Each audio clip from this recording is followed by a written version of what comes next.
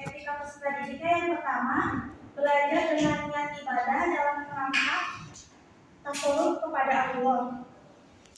Jadi dengan memiliki niat belajar karena Allah untuk mendekatkan diri kepada Allah itu, sehingga dalam kehidupan sehari-hari peserta didik itu dituntut untuk menyucikan diri itu supaya terhindar dari kata-kata tercela dan mengisi dirinya itu dengan akhlak-akhlak terpuji.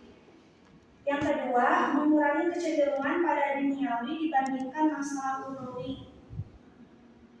Yang ketiga, bersikap tawadu, rendah hati dengan cara meninggalkan kepentingan pribadi untuk kepentingan pendidikannya.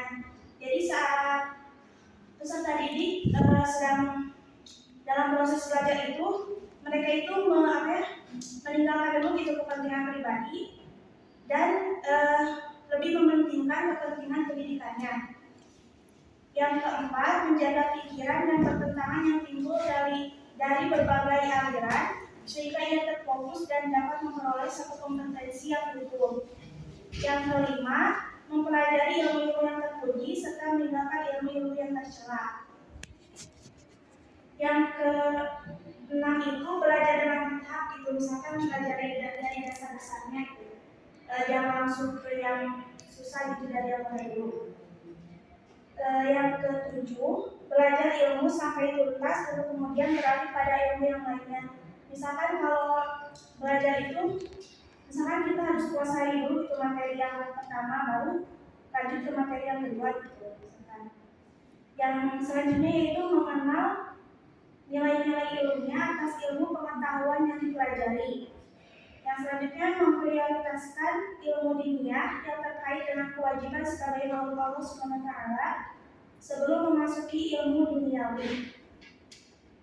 Lalu mengenal nilai-nilai pragmatis bagi suatu ilmu pengetahuan. Dan yang terakhir, peserta didik itu harus tunduk begitu pada nasihat yang diberikan oleh pendidik.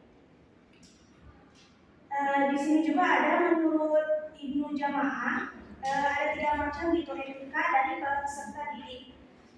Yang pertama terkait diri sendiri, yaitu misalkan dengan membersihkan hatinya, memperbaiki niat dan motivasi, memiliki cita-cita dan usaha yang kuat gitu untuk masa depan supaya sukses gitu.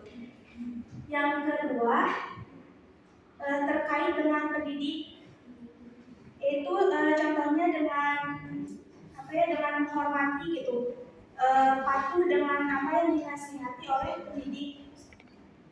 Yang ketiga terkait dengan pelajaran, meliputi berpegang teguh secara utuh pada pendapat pendidik. Jadi senantiasa mempelajari tanpa henti mempraktikkan apa yang telah dipelajari dalam proses pembelajaran.